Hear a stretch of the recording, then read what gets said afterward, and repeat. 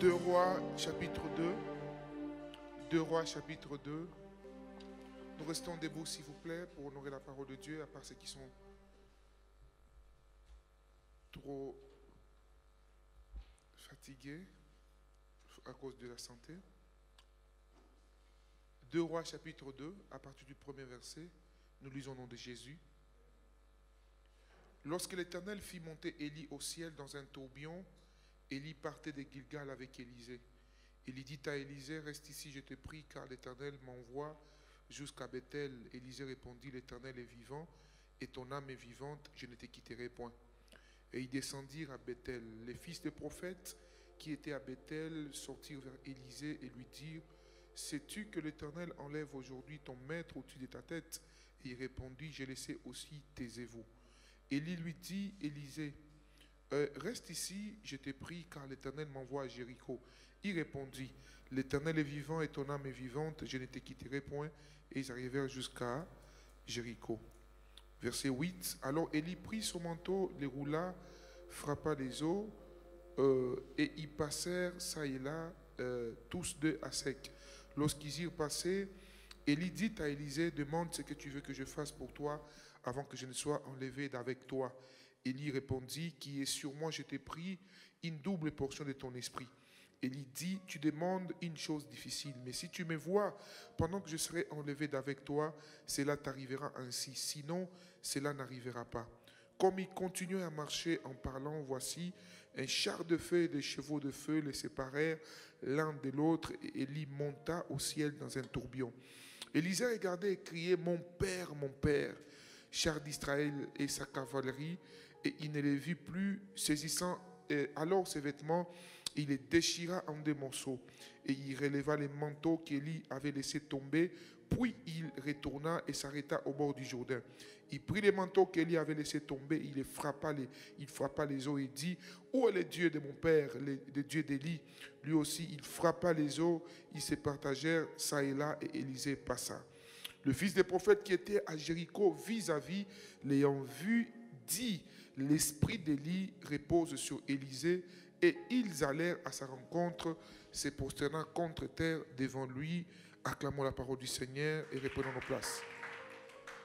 Je nous prie encore de noter, alors que vous êtes assis, notez avec moi 1 Roi chapitre 19, verset 19. 1 Roi 19, 19. Moi je vais lire, vous allez juste noter.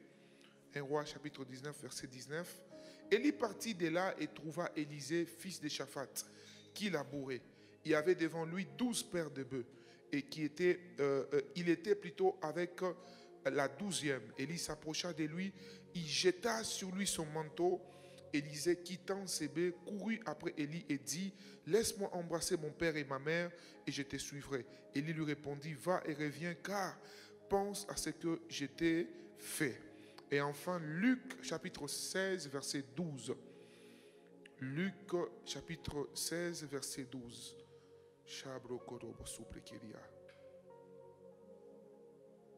Et si vous n'avez pas été fidèle dans ce qui est à autrui, qui vous donnera ce qui est à vous?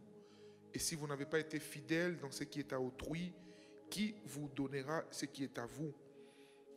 Alors, bienvenue aussi à nos bien-aimés qui nous suivent en ligne au travers le monde entier, particulièrement au couple Patrick et Rose, ainsi que Jimmy à partir de Paris. Alors, vous allez nous excuser, l'adoration nous a beaucoup pris.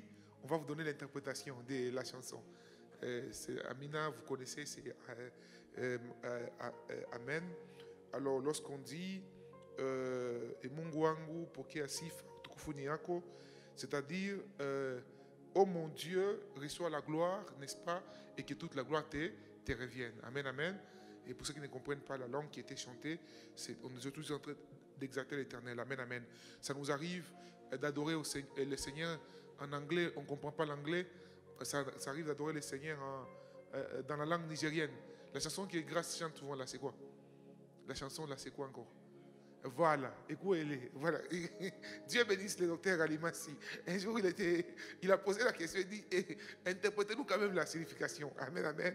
Et il y a des chants comme ça, on va bénir le Seigneur. Alors, je crois que le dimanche, nous serons bénis par un puissant message. C'est la louange et l'adoration et on va adorer le Seigneur et il y aura la louange et ce dimanche, moi-même, je serai la modération. Amen, amen. Dieu nous fera énormément du bien. Alors, Dieu m'a donné un message que j'ai partagé ce matin à l'église Compassion. Mais n'est-ce pas, cette conviction de partager avec nous quelques portions parce que nous avions déjà loué. Je n'aurai pas le temps de finir avec cet enseignement. Je donnerai aujourd'hui et le vendredi prochain, n'est-ce pas? Et je vous prie de vraiment noter cela car par la grâce de Dieu, elle vous aidera à accomplir la volonté de Dieu. Amen, amen. Le thème de ce matin ou de ce soir, c'est que c'est les 7 vérités à connaître pour demeurer, obéir et accomplir la volonté de Dieu. Amen, amen. La réussite dans la vie, c'est dans l'accomplissement de la volonté de Dieu. Hein, maman? Vous serez beaucoup plus calme, beaucoup plus tranquille. Vous serez vraiment avec un cœur apaisé lorsque vous serez en train d'accomplir la volonté de qui? Du Seigneur Jésus. Amen, amen. Alors, je vous parlerai sur 7 vérités. Je ne toucherai pas à tous les 7. J'irai selon que l'Esprit de Dieu me permettra, selon l'heure qui est là. Donc là, il me reste juste 30 minutes. 40 minutes, voilà. Après quoi, nous allons prier. Amen, amen. J'ai lu avec vous plusieurs tests. Le premier test, c'est les tests que je me servirai encore ce soir. Je me suis servi ce matin à l'église Compassion et je me servirai encore de cela ce soir. C'est l'histoire que vous connaissez très bien. C'est l'histoire du prophète Élisée et du prophète Élie. Amen, amen. Le prophète Élisée, vous savez, cet homme qui a servi l'Éternel, il a reçu un mandat particulier de la part de Dieu, car par lui, plusieurs oracles ont été libérés et il a donné des messages très forts de la part de Dieu.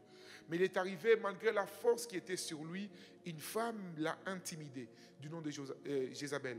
Et pendant un moment de panique, pendant un moment de peur, je vous ai parlé ici sur briser l'esprit d'intimidation. Vous savez, vous pouvez être puissant. C'est pourquoi la Bible dit que celui qui est debout, fasse attention de ne pas tomber. Amen, amen. C'est très important. Élie était puissant, mais pendant un moment de faiblesse, les paroles de Jézabel l'ont fait perdre le contrôle. À tel enceinte où il a demandé la mort. Ça arrive parfois où une circonstance t'arrive et tu sors des paroles négatives. C'est pourquoi j'ai béni Dieu. Pour le mois prochain, nous aurons un puissant séminaire ici sur le pouvoir de je suis. Amen, amen. Ça nous bénira beaucoup. C'est un des merveilleux séminaires qu'on n'a jamais eu. Et par la grâce de Dieu, l'Esprit du Seigneur nous fera énormément du bien. Amen, amen. Alors, quand Élie perd le contrôle et demande la mort à Dieu, Dieu lui dit non, je ne vais pas te prendre d'une manière si précipite. Et Dieu l'a nourri pendant qu'il était en fuite au désert. Vous connaissez la suite. Mais Dieu lui a aussi instruit de oindre un roi et un prophète. Il devait oindre Yehou et il devait oindre aussi Élisée. Excusez-moi. Alors, la première rencontre la première fois d'abord qu'on nous cite le nom d'Élisée dans la Bible, c'est l'Élisée disciple ou Élisée le prophète.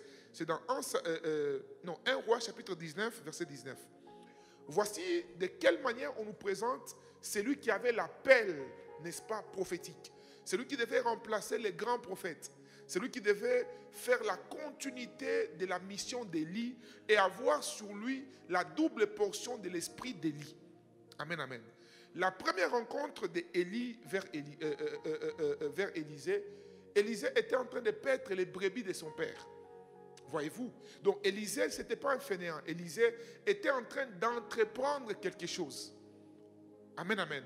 Dans 1 Roi 19, je vais vous relire encore. 1 Roi 19, 19. Élie partit de là. Il trouva Élisée, fils de Shaphat, qui labourait. Quelqu'un me comprend? Qui labourait. Et il y avait devant lui 12 paires de bœufs. Et il était avec la 12e. Voyez-vous? Donc quand le prophète Élie va vers l'homme vers qui Dieu l'envoie pour oindre, afin qu'il devienne prophète à sa place après lui, cet homme n'avait pas les bras croisés. Amen, amen. La volonté de Dieu, bien dans le Seigneur, la première vérité que vous devez savoir par rapport à la volonté de Dieu, n'est-ce pas? Avant de exactement saisir clairement la volonté de Dieu, vous devez d'abord être occupé à faire quelque chose. Amen, amen. Même lorsque vous savez c'est à quoi Dieu vous appelle. Même lorsque Dieu vous dit, voilà, vous serez un grand prophète, vous serez un grand pasteur, vous serez une puissante servante de Dieu. Vous serez, je ne sais pas moi, la future présidente de la République. Vous serez ceci, vous serez cela. Après avoir capté la pensée de Dieu, la prophétie, dans un rêve, dans une vision, vous ne devez pas croiser les bras. Amen, amen. Tout ce que Dieu vous met à cœur, vous devez le faire. Aidez-moi à poser la question à votre voisin, de gauche et de droite, devant ou derrière. Que faites-vous actuellement? Amen, amen. C'est pourquoi j'interdis, bien-aimé, formellement, jusqu'au point de suspendre, tout celui qui ne fait rien dans cette église, s'il vous plaît. Amen, amen. Arrêtez de dire, oh non, je n'ai pas encore de travail. Non, maman, vous pouvez aller vendre des braises. Amen, amen. Vous êtes jeune, vous pouvez, n'est-ce pas? Bien-aimé, Dieu ne libérera jamais son onction sur vous si vous ne faites rien. Vous vous maudissez vous-même quand vous attendez, n'est-ce pas, la réponse quelque part. Le temps qu'on vous réponde, là où vous avez déposé votre CV, entreprenez quelque chose. Amen, amen. Entreprenez quelque chose. Et j'ai toujours dit, s'il y a un pays où les gens ne peuvent pas me convaincre qu'ils n'ont pas, ou un continent où les gens ne peuvent pas me convaincre qu'ils n'ont pas la capacité de travailler, c'est l'Afrique. Parce qu'en Afrique, vous voyez, même lorsque les gens parfois demandent de l'aide, vous voyez, c'est la même énergie que nous avons à pouvoir même demander de l'aide. Si nous l'investissons à faire quelque chose, nous serons beaucoup plus mieux que lorsque nous demandons de l'aide aux autres. Amen, amen. Vous devez être occupés à faire quelque chose. Ce que vous faites peut être temporaire, mais ça vous prépare à quoi Dieu vous attend. Écoutez ceci. Dieu appelle David à diriger la plus grande nation de l'époque. Voyez-vous, David avait l'appel à être le berger de tout le peuple d'Israël. C'était lui qui était appelé à diriger Israël. Et vous savez comment Dieu les prépare? Dieu les prépare en lui donnant les travails les plus insignifiants de son époque. Est-ce que vous comprenez, bien aimés? Et parfois, nous tapons à côté de la volonté de Dieu. Pourquoi? Parce que nous voulons voir l'or que Dieu nous a promis dans un emballage doré. Dieu est spécialiste à cacher de l'or dans un emballage qui sent très mauvais. Mais il te dit, touche ça, tiens ça. Est-ce que quelqu'un me comprend? Je me dire à quelqu'un ce matin que tant que tu ne te mets pas à entreprendre ce que Dieu te permet de faire aujourd'hui et de le faire très bien, tu es en train de retarder la volonté de Dieu dans ta vie. Élisée était en train de paître les brebis. Et je peux aller avec nous comme ça. Il n'y a aucun héros de la foi. Aucune personne qui a accompli de grandes choses avec Dieu. Et je peux aller dans la Bible et même jusqu'à notre génération, Chancel, vous comprendrez, bien aimé, qu'il n'y a aucune personne que Dieu a utilisée qui était fainéant ou qui n'était en train de rien faire. Vous me parlerez de Joseph. Joseph travaillait. Moïse était aussi un berger. Tous les héros de la foi, tous, c'était des travailleurs. Et vous remarquerez très bien, ils ont commencé quelque part. Et dans ce qu'ils étaient en train de faire, Dieu les préparait à la grande promesse qu'il leur avait donnée. Et ma prière et le fait de mon cœur est que ce soir, que Dieu te donne le courage d'entreprendre quelque chose. Et toi qui es déjà en train de faire ce que tu fais, je sais que par la grâce de Dieu, Dieu vous destine, vous attend à des plus grandes choses. Et j'ai pris qu'il vous prenne de là où vous êtes pour vous amener là où lui vous avait promis au nom puissant de Jésus-Christ. Alléluia. Deuxième vérité à savoir par rapport à la volonté de Dieu, c'est que vous devez découvrir votre appel. Amen, amen. Vous devez découvrir votre appel ou encore découvrir la volonté de Dieu concernant votre vie. Comment découvrir la volonté de Dieu ou votre appel? Je vais vous donner 3 ou 4 clés bibliques et quelques astuces liées à mon expérience spirituelle. Après, nous passerons au 3e point. Jésus appelle un jour ses disciples. Il leur pose la question, il leur dit, dites-moi un peu, quelles sont les rumeurs qui tournent me concernant? Qu'est-ce que le monde dit que je suis? Ils ont commencé à raconter, les uns disent que tu es Élie, d'autres tel, d'autres tel. Et Jésus leur demande, il pose la question, et vous, pour vous, que dites-vous que je suis? Personne n'a pu donner la réponse. Pierre, saisi par l'esprit de son Père, l'esprit de Dieu, donne la révélation. Il dit à Jésus, tu es le Messie, le Christ qui devait venir. Jésus dit, waouh, ça, cette réponse, ce n'est pas la chair et le sang qui t'ont révélé, mais c'est l'esprit de mon Père qui est dans les cieux. Alors, au même moment où Pierre donne la révélation de qui était Jésus, Jésus lui donne aussi la révélation de qui lui, Pierre, était. Où il lui dit, il lui révèle la volonté de Dieu concernant Pierre. Il dit, toi tu es Pierre, et sur toi j'ai bâti mon église, et les portes de séjour du monde ne vont pas prévaloir contre toi. C'est-à-dire, pour découvrir la volonté de Dieu pour votre vie, vous devez d'abord découvrir qui est Dieu pour vous. Plus vous connaissez Dieu, plus vous découvrez le Seigneur. Plus vous vous mettez à la recherche de Dieu, plus Dieu vous révélera votre appel sur la terre. C'est là où vous commencerez à remarquer certaines frustrations, n'est-ce pas, dans certains domaines de la vie. La plupart des fois, nos frustrations cachent notre appel. Amen, amen. Vous voyez, Moïse sort de chez Pharaon. Il rencontre ses frères qui se battent. Non, il rencontre d'abord un Égyptien qui veut frapper son frère. Il s'énerve, il veut intervenir. Il dit, mais toi, qu'est-ce qui se passe?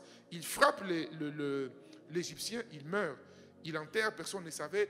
Deuxième jour encore, il sort. Il voit ses frères en train de se battre. Il veut intervenir. Donc Moïse avait l'appel de diriger le peuple. Même avant qu'il ne dirige, il sentait en lui, à chaque fois qu'il y avait un désordre, il sentait qu'il devait intervenir. La plupart des hommes et des femmes qui ont l'appel au ministère de la guérison, parfois même sans le savoir, quand vous voyez quelqu'un malade, vous sentez en vous comme quelque chose bouillonner en vous. Voyez-vous? Vous sentez, je dois intervenir. Même ceux qui ont l'appel à servir Dieu avec leurs finances. Tu sentiras, tu n'en as pas, mais chaque fois qu'il y a un problème, tu as comme envie de te dépenser. Tu es capable de tout faire.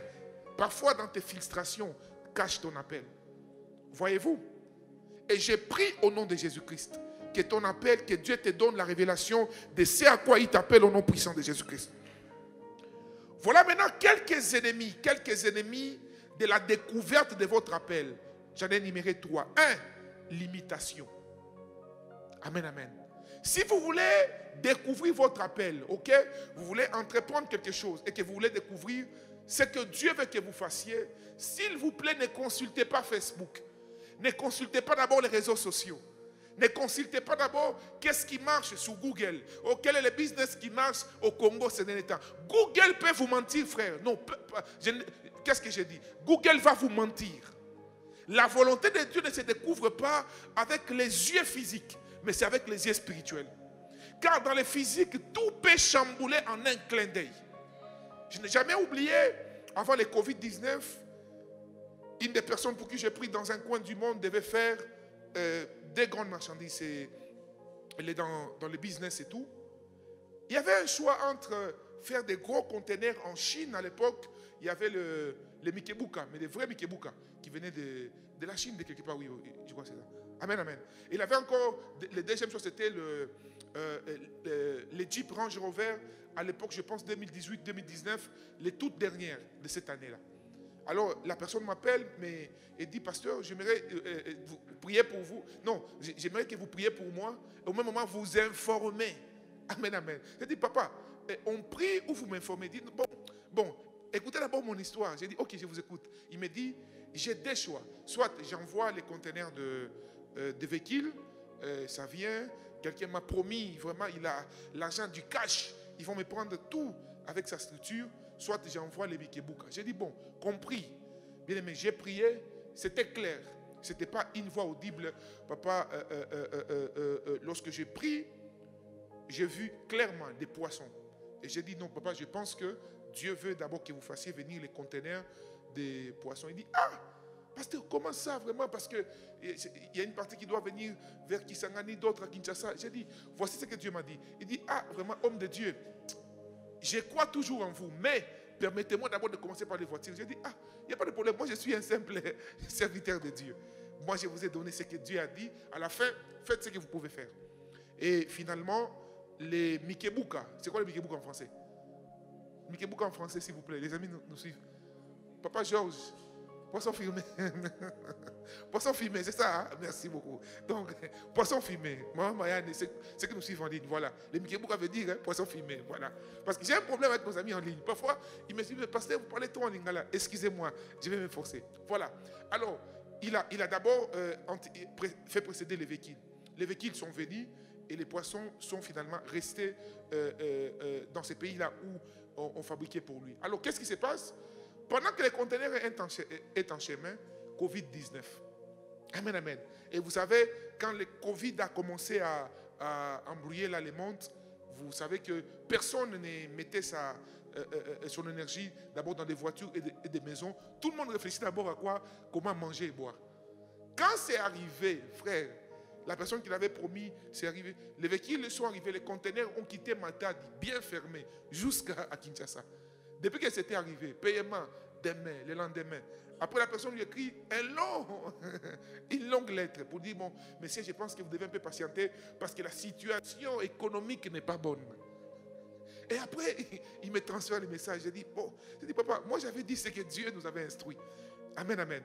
En fait, la réalité, c'est que même moi-même, je ne trouvais pas ce que Dieu m'avait révélé, je ne trouvais même pas son sens. Parce que physiquement, entre des belles voitures comme ça et entre la nourriture, c'est clair que même moi, dans ma partie physique, j'aurais choisi la nourriture. Non, j'aurais choisi plutôt les véhicules. Mais Dieu qui maîtrise les temps et les circonstances savait que pour lui, pour cette saison, ce qu'il fallait amener, c'était les choses à manger. Et après, il a fait beaucoup de pertes, beaucoup de pertes. On a prié, après Dieu a aidé. Mais depuis ces jours-là, ça m'a enseigné par rapport à consulter Dieu lorsque nous voulons entreprendre quelque chose. Vous comprenez, mes amis? C'est que Dieu vous révélera, vous ne devez pas imiter les autres. Je disais, le premier piège contre la découverte de la volonté de Dieu, c'est l'imitation. Oh, tous ces jours ici, tout le monde va à Dubaï, que j'aille aussi à Dubaï. Tous ces jours ici, tout le monde fait les minéraux ou je ne sais quoi. Tu le fais, frère, c'est dans quoi l'autre a réussi. Tu ne réussiras pas forcément dans ces choses-là. Est-ce que vous comprenez, mes bien-aimés? Tu dois consulter l'Éternel. Et parfois, les voies de Dieu pour toi ne seront pas exactement les mêmes que Dieu a utilisées pour bénir les autres. Amen, amen.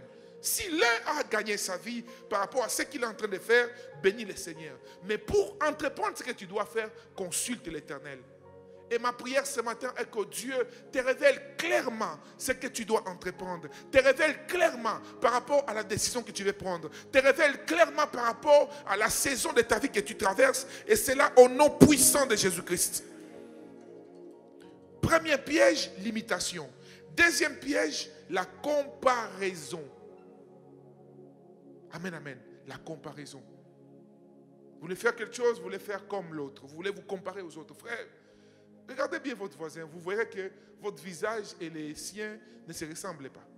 Même si vous êtes des jumeaux, vous remarquerez que même avec les jumeaux, il y a toujours un point. Bien fait, maman docteur, de regarder ton chéri. Amen, amen. Même si vous vous ressemblez, même si vous dormez ensemble, mais tu remarqueras vraiment que chacun a son visage. De la même manière, maman, ton visage est particulier, ta destinée aussi est particulière. Dieu bénit chaque personne en son temps. Chaque personne en son temps. Et dans la volonté de Dieu, Dieu nous apprend toujours à patienter. Un homme a dit, l'impatience n'est pas les fruits du diable, non. Mais l'impatience, c'est le diable en personne. Oui, oui. C'est-à-dire, quand tu te laisses agir par l'impatience, en réalité, tu te laisses agir par les diables. Dans la volonté de Dieu, Dieu t'apprendra toujours la patience. Tu ne peux pas marcher avec le Seigneur ou demeurer dans la foi si tu n'es pas patient. Si tu penses que ce que Dieu t'a promis viendra tout d'un coup et selon tes calculs, alors tu ne verras jamais s'accomplir la volonté de Dieu dans ta vie. Et j'aimerais dire à quelqu'un ici qui est dans les processus de la volonté de Dieu, demeure sur cette voie. Ce que Dieu t'a promis, il le fera. Alors il le fera certainement et c'est là au nom puissant de Jésus-Christ. Troisième vérité à savoir concernant la volonté de Dieu, c'est que tu dois obéir à la volonté de Dieu ou à sa voix ou à son instruction, même lorsque tu ne comprends pas. Amen, amen. Avec Dieu, on ne cherche pas à comprendre. Avec Dieu, on obéit. Même lorsque nous ne comprenons pas. Une illustration que j'ai beaucoup aimée, Je l'ai lu quelque part et ça m'a fait penser à une situation que j'ai traversée. En réalité, lorsque nous disons qu'on est enfant de Dieu, on est vraiment enfant de Dieu, papa. Quelles que soient nos connaissances, quels que soient les dons que Dieu nous donne, devant Dieu, nous sommes ses enfants. De la même manière, lorsque nous guidons les fruits de nos entrailles et que nous maîtrisons ce que nos enfants ne maîtrisent pas, Dieu maîtrise ce que nous ne maîtrisons pas. Alors, et Dieu ne nous donnera toujours pas toutes les explications à ce qu'il nous instruit de faire. Est-ce que nous comprenons, mes bien-aimés? Même lorsque tu ne comprends pas, mais si tu es sûr que c'est la voix de Dieu, obéis, ma soeur. Papa, obéissons à la voix de Dieu. Nous ne comprendrons pas toujours ce que Dieu... Et puis Dieu n'est pas obligé de nous expliquer tout ce qu'il veut faire dans nos vies. Ceux qui ont cherché des explications n'ont pas vu la main de Dieu. C'est pourquoi la Bible dit, heureux ceux qui croient sans pour autant quoi? Sans pour autant avoir vu, bien aimé dans le Seigneur. La foi n'est pas d'abord question de voir. La foi, c'est question de croire, même lorsque tu n'as rien vu. Est-ce que vous me comprenez, mes bien-aimés? Et je le disais tout à l'heure que un exemple qui a beaucoup touché mon cœur lorsque j'ai lu dans cet ouvrage, on nous parlait de Dieu qui est notre Père, c'est... Il nous est arrivé un moment, mon fils qui a maintenant 3 ans, non 4 ans actuellement, il y a 3 mois qu'on a quitté où nous étions pour aller quelque part d'autre.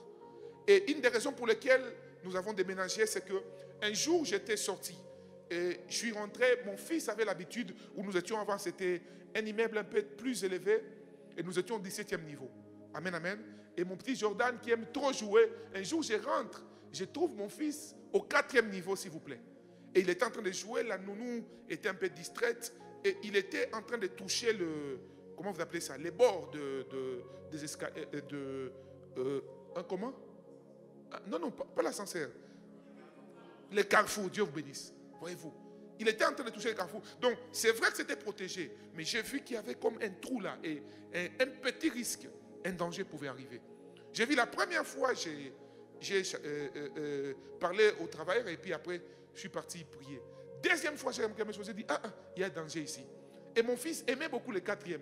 Quand il restait à la maison, à tout moment, c'était 4e. Amen, amen. Et au 4e, là où lui aimait, il y avait un danger. Jusqu'à ce que j'ai commencé à réfléchir, je me dis, bon, il grandit et très bientôt son frère arrive, donc il fallait chercher peut-être un endroit plus espacé, mais bien dans le Seigneur.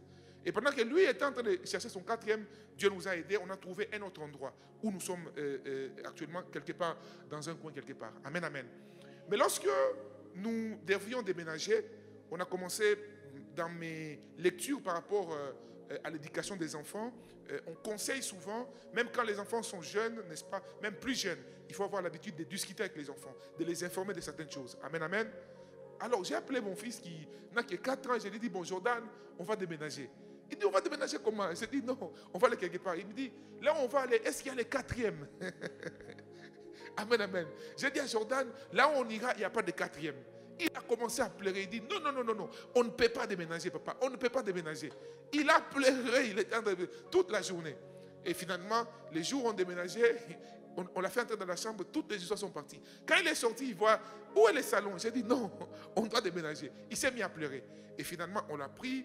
Quand on est parti où on est actuellement, quand on arrive, il a passé toute sa journée en train de pleurer. Et il disait, vraiment, moi, je dois aller au 4e, Et finalement, quand on l'amène là où il y a plus de pelouse, plus d'espace, il y a des terrains, de football, tout consort, il était tout content. Mais mon problème n'est pas tout ça. Mon problème, c'est que Dieu m'a expliqué. Lorsque mon fils était en train de pleurer, il m'a dit, Lambos, c'est la même chose avec vous, les hommes. Lorsque je vous conduis pour vous préserver du danger.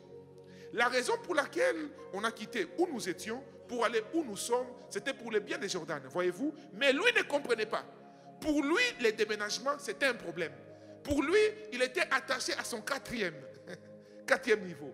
Et la plupart parmi nous, souvent, on est comme des petits enfants devant Dieu. Pas comme nous le sommes tous devant Dieu. Et lorsque Dieu nous donne les chemins, nous sommes parfois attachés aux choses auxquelles nous sommes habitués.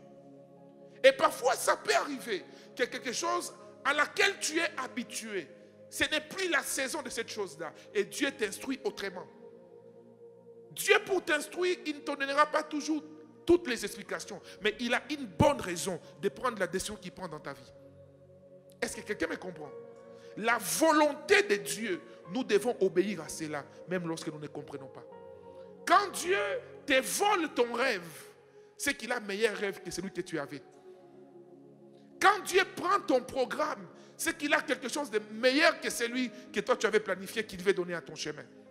Dieu, lui, ne se trompe jamais dans ses calculs. C'est un papa responsable. Lorsqu'il nous vole, ce que nous désirons, c'est qu'il a toujours quelque chose de meilleur que ce que nous pensions. Quatrième vérité à savoir dans la volonté de Dieu, c'est que dans tout ce que nous faisons, nous devons très bien le faire. Très bien le faire. Amen, amen. Très bien le faire. La Bible nous dit dans Luc,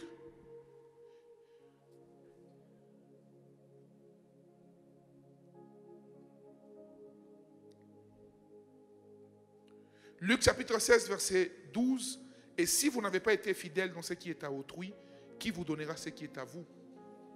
Voyez-vous? C'est-à-dire ici, pour avoir ce qui est à vous, vous devez être fidèle dans ce qui est à autrui. Pour avoir les grandes choses, vous devez être fidèle dans des petites choses.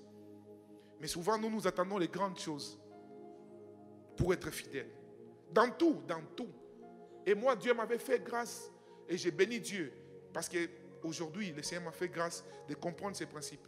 Vous verrez parfois, quand quelqu'un n'est pas le numéro 1 quelque part, les prix qu'il paye pour la réussite du projet est parfois minime, si la personne n'est pas spirituelle. Tu es là, tu travailles dans un cabinet, tu travailles dans un ministère, tu travailles dans une structure. Tu es capable de te réveiller à 7 heures, mais tu fais sciemment.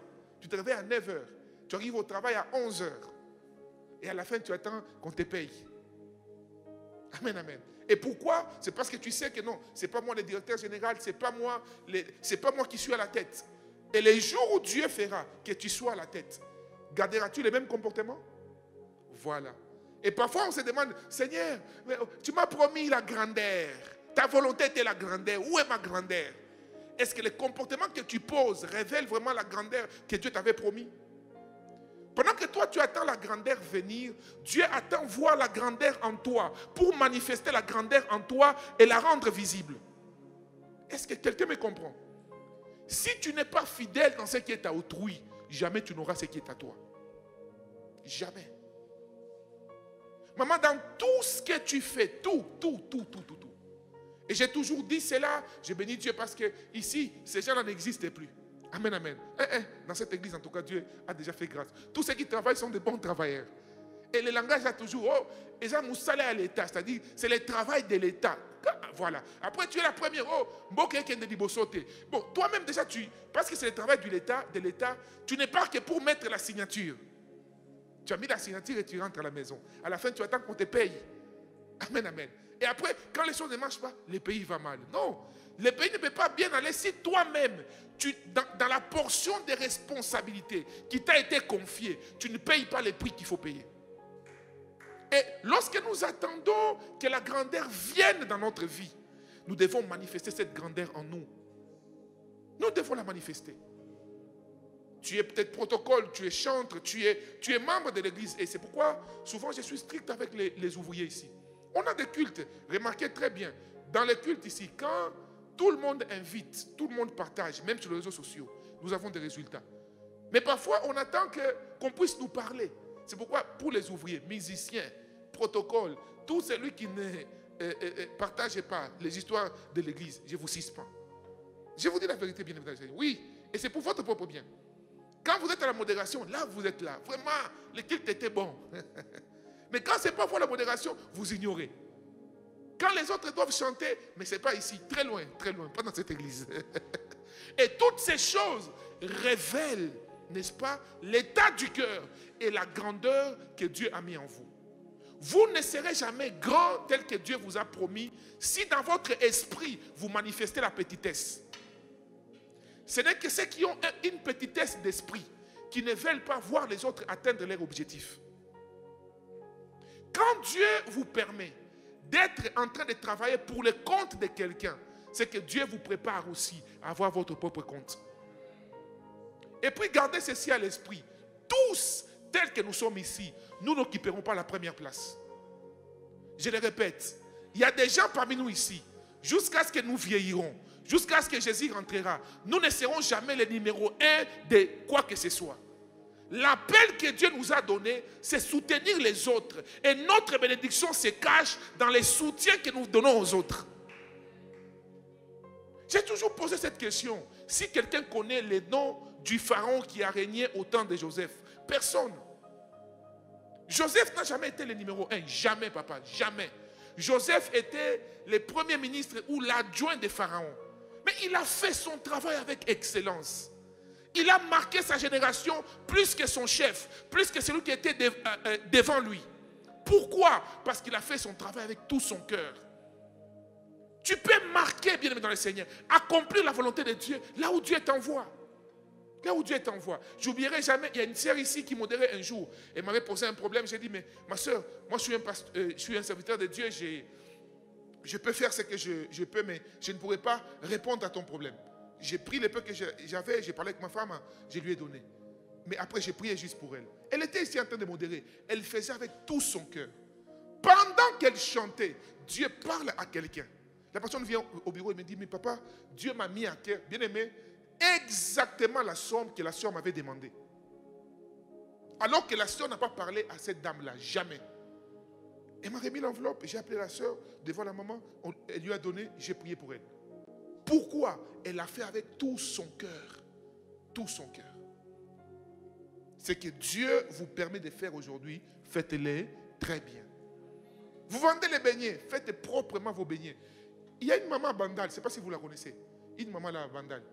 Non, moi comment j'ai connu cette maman? Il y a une de mes filles, elle est dans le business, maman Lélo. Pasteur Moïse a prié pour elle une fois, c'est une des grandes femmes d'affaires de chez nous ici. Alors à l'époque, un jour, vous savez, moi à Kindu, j'ai mangé beaucoup de beignets. Et quand je suis arrivé ici, un jour, elle venait pour que je prie pour elle. Après, l'odeur du sachet qu'il avait, de la moimbe, m'a attiré. J'ai dit, maman, c'est quoi? Elle me dit, papa, c'est des beignets. Tu manges? J'ai dit, oui, oui. J'ai goûté, c'était et c'était propre. Et une fois, elle m'a dit, papa, je vais t'amener. On est allé, bien aimé. J'ai trouvé des véhicules parqués. La maman, une petite maison à Bandal, vers Yesunijibou là-bas. Des véhicules parqués. Plus de 25 véhicules. Comme une église. Mais tous attendent quoi? Les beignets de la dame là. Aujourd'hui, cette maman, avec les beignets, elle a construit. Elle a acheté cette maison-là. Avec les beignets, elle est ce qu'elle est. Mais nous ici, Dieu te révèle, bon, fais les beignets. Merci. Merci. C'est ainsi que vous trouvez que plusieurs, nous ne faisons rien. Pourquoi? Nous marchons, mais pas dans la volonté de Dieu. Quand parfois Dieu nous révèle sa volonté, nous voulons autre chose que la volonté de Dieu. Il y a des gens ici, votre réussite se trouve dans ce que Dieu vous avait dit. Vous tressez, faites votre travail proprement. Vous vendez, faites votre travail proprement. Voyez-vous, vous faites des business, faites ça avec tout votre cœur. Emballez les choses. Donc, investissez tout votre cœur parce que c'est cela qui amènera les pleins accomplissements de la volonté de Dieu dans votre vie. Dernier point que je toucherai peut-être ce soir, ça sera, ou le 5e point, dans la volonté de Dieu, vous devez vaincre les découragements. Il n'y a pas de volonté de Dieu sans les découragements. Ezagaté. Hein, maman? Ça n'existe pas. Si dans ce que vous faites, tout va bien, je vous assure, rassurez-vous, Dieu n'est pas dedans. Hein? Dans tout ce qui a Dieu dedans, l'opposition ne manque jamais. Marcher avec Dieu et manquer d'opposition ne marche jamais ensemble, jamais. Quand Dieu est avec vous, ok, parmi les signes que Dieu est avec vous, il y aura tellement de combats.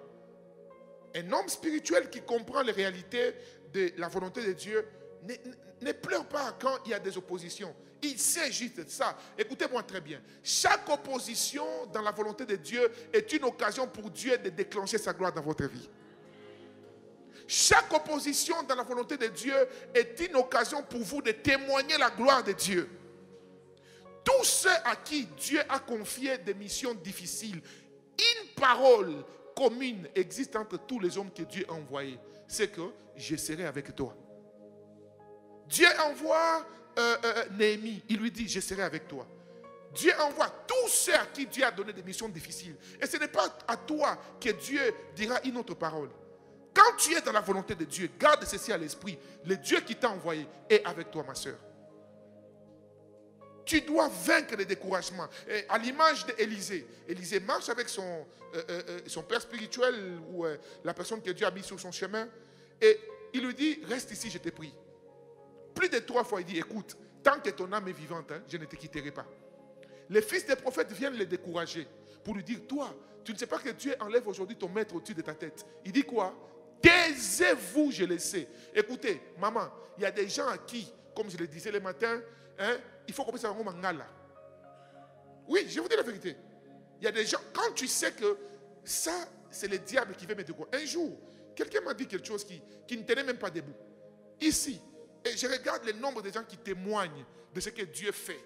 Et je vois ce que la personne disait. J'ai juste compris que ça, c'est Satan qui veut passer par cette personne pour décourager et l'œuvre de Dieu et l'instrument que Dieu utilise. J'ai dit, maman, tais-toi. Amen, amen. Tu as des choix. Ou tu fermes ta bouche, ou tu vas là où Dieu t'envoie. C'est pourquoi la connaissance de la volonté de Dieu vous donnera la clarté. Voyez-vous, même quand les oppositions viendront, quand tu sais que Dieu est dans cette affaire, même si 1000 viennent te dire non, tu pourras les répéter avec insistance et leur dire oui, Dieu m'a dit, il est dans cette affaire. C'est pourquoi ne faites pas les choses par mouvement des masses, faites les choses par révélation. Celui qui agit par révélation est inébranlable. Celui qui agit par révélation, on ne peut pas les bouger. Celui qui agit par révélation, ce ne sont pas les critiques des hommes qui peuvent te faire arrêter. Plusieurs fois, on a cherché à les faire abandonner. Il leur a dit, taisez-vous. Taisez-vous. Et ma prière ce soir est que Dieu vous donne un esprit de détermination pour atteindre votre destinée glorieuse.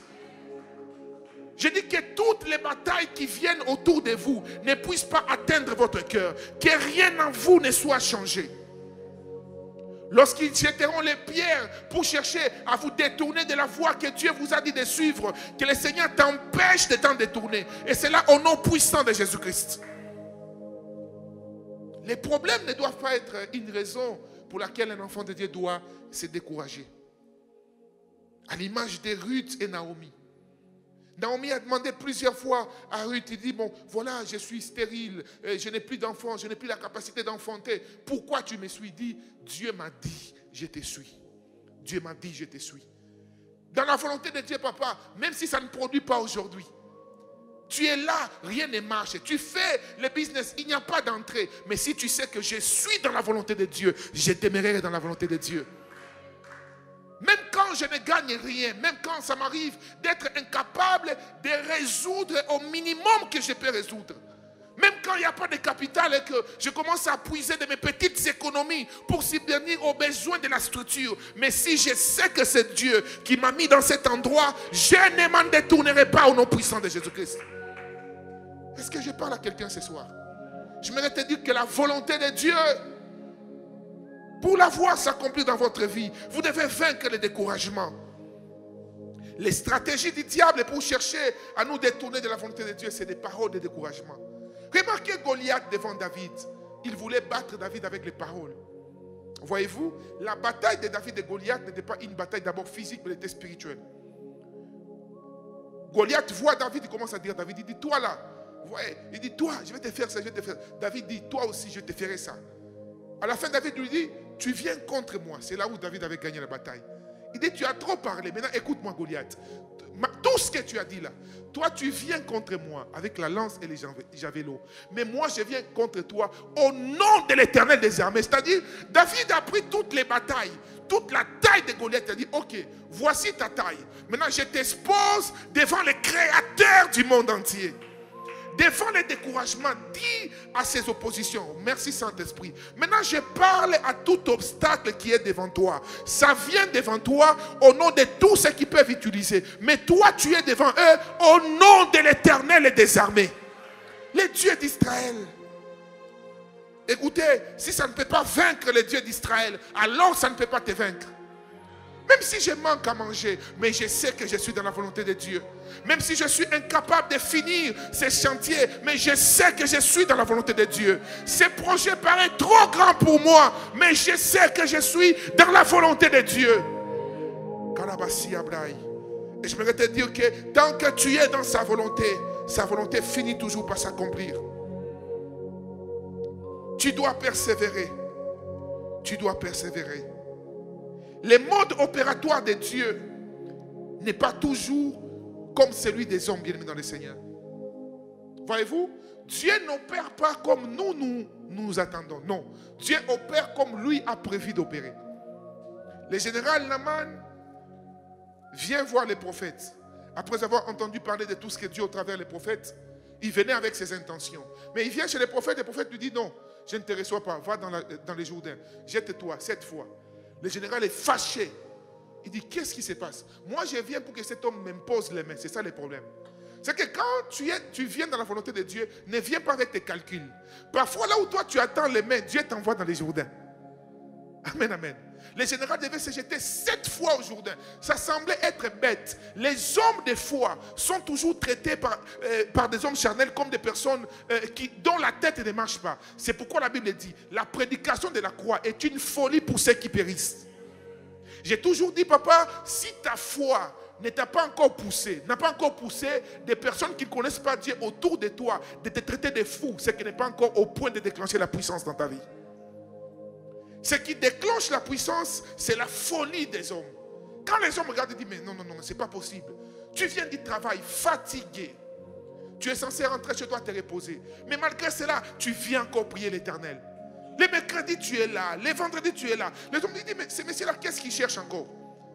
Alors, quand les hommes commencent à te traiter de fous, c'est là où ta folie commence à déclencher la puissance. J'aimerais dire à quelqu'un ce matin, oh, merci Saint-Esprit. J'aimerais dire à quelqu'un ce soir que la folie des hommes déclenche la puissance de Dieu. Déclenche la puissance de Dieu. Et je finirai par dire que la volonté de Dieu finit toujours par nous donner un puissant témoignage. Toujours par nous donner un puissant témoignage. Les fils des prophètes qui se moquaient d'Élie. Les fils des prophètes qui se... N'est-ce pas, quand ils ont vu Élisée plutôt, ils lui ont dit, toi, sais-tu que Dieu amène ton maître aujourd'hui au-dessus de ta tête? Il leur dit, je le sais, taisez-vous. Les mêmes, quand ils voient maman Suzy, les prophètes revenir. Quand il rentre, il prend les manteaux, il déchire les os. Les mêmes qui se sont moqués de lui, les mêmes disent, certainement, l'esprit d'Élie repose sur Élisée. Je veux dire à quelqu'un ici que, puisque tu es dans la volonté de Dieu, les mêmes qui se sont moqués de toi, c'est les mêmes qui viendront travailler pour toi. Les mêmes qui se sont moqués de toi, c'est les mêmes qui viendront te demander, c'est quoi les secrets de ta vie? Les mêmes, non, ça sera les mêmes personnes. Écoutez, Jésus, dans Luc 5, Jésus vient, il trouve les disciples hier qui venaient de faire la pêche toute la nuit. Comme vous le savez, Pierre a grandi des parents qui faisaient la pêche. Pierre n'est pas un pêcheur qui a appris, non. Pierre est né dans la pêche. Depuis son bas âge, ses parents l'amenaient dans la... Donc Pierre maîtrisait toutes les stratégies de la pêche. Mais ces jours-là, il cherche au bon endroit, au bon moment. Car il n'y a pas un bon moment de faire la pêche comme la nuit. La nuit, il n'y a pas de bateau qui passe. Tout est calme.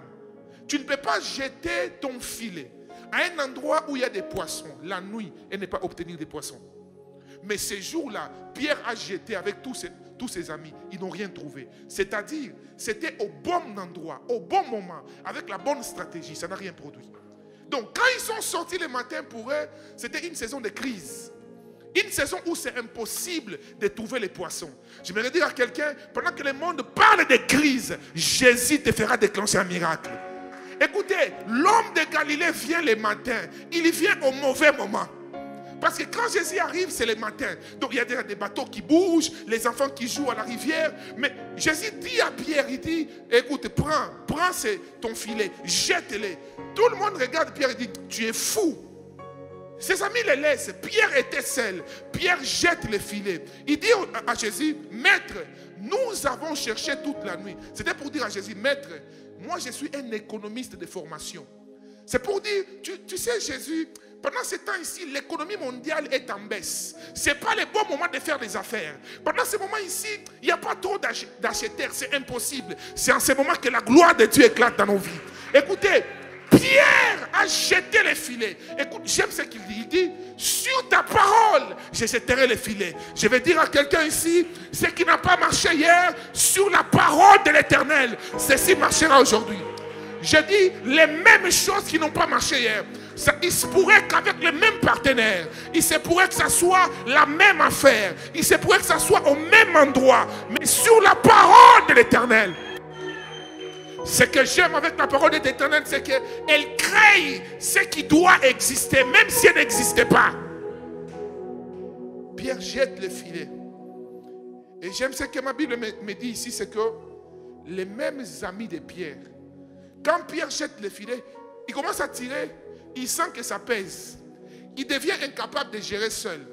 Maintenant, lui devient le DG. Et il dit à ses amis, venez m'aider à sortir. Donc, ce qui étaient ses amis, il y a quelques moments, parce que lui a obéi à la parole de Dieu, sont venus, pas pour gérer avec lui, mais pour l'aider à gérer ce que lui avait déjà puisé. J'aimerais clôturer avec cette déclaration. Au nom puissant de Jésus, la volonté de Dieu fera de toi un signe dans ta génération. Je dis un signe dans ta génération. Je répète encore, un signe dans ta génération. Tu peux te lever là où tu es, tu commences à prier l'Éternel. Prie l'Éternel s'il vous plaît. Parle à Dieu, parle à Dieu, parle à Dieu. Parle à Dieu, parle à Dieu, parle à Dieu. Dis-lui ta volonté Seigneur, ta volonté Seigneur. Parle-lui selon comme tu as compris ce message. Parle-lui selon comme l'Esprit de Dieu t'a parlé. Parle au Seigneur, parle au Seigneur, parle au Seigneur.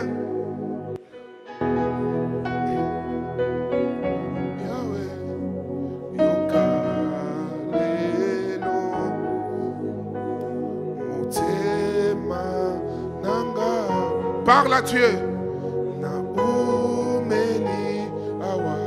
Priez, priez mes frères. Alléluia.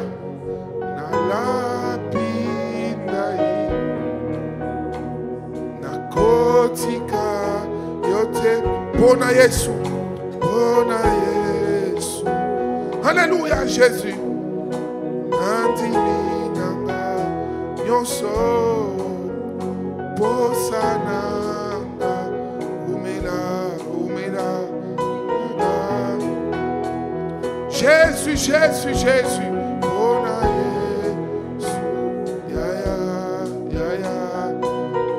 Inanga Nyonso Bosananga Yahweh Tikala Mokozi Bonzambe na yo.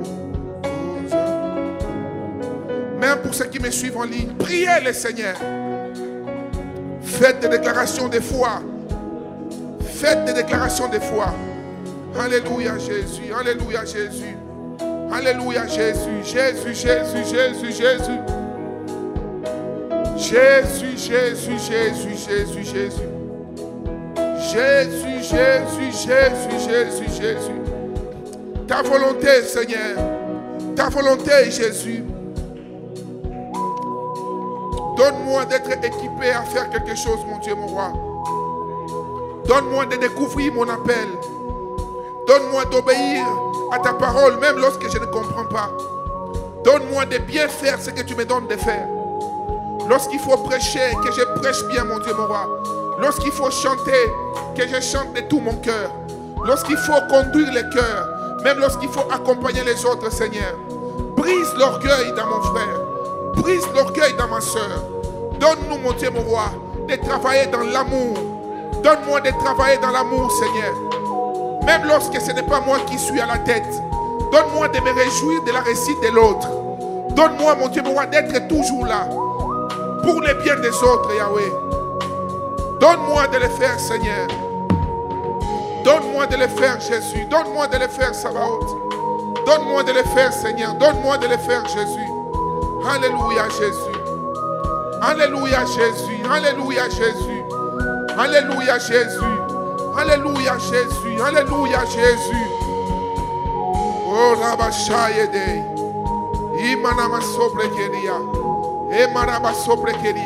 Ta manière de prier m'étonne, mon frère. Il s'agit de ta vie et de la volonté de Dieu concernant ta vie. Tu peux élever ta voix, tu peux continuer à parler à Dieu. Parle-lui, parle-lui, parle-lui. Seigneur, accorde-moi la patience. Enlève très loin de moi l'impatience. Que l'impatience soit loin de ma vie. L'impatience est loin de mon ministère. L'impatience est loin de ma manière de te servir. Je vais être patient. Je sais que tu as promis, tu le feras à ton temps, Seigneur. Je sais que tu l'as promis et tu n'es pas un homme pour mentir, ni un fils de l'homme pour te repentir. Ce que tu promets, tu le fais. Ce que tu promets, tu le fais. Ce que tu promets, tu le fais. Ce que tu promets, tu le fais, Seigneur. Ce que tu promets, tu le fais. Ce que tu promets, tu le fais. Ce que tu promets, tu le fais. Ce que tu promets, tu le fais. Oh Yahweh, Yahweh, Yahweh. Oh Yeshua. Oh Rabashayadai. Voilà. Je vois Dieu ouvrir des portes devant toi. Je vois Dieu bénir les fruits de tes mains. Je vois Dieu bénir ton restaurant. Dieu bénir ton entreprise. Dieu bénir ton institution. Dieu bénir les fruits de tes entrailles. Alléluia. Voilà, voilà. Voilà.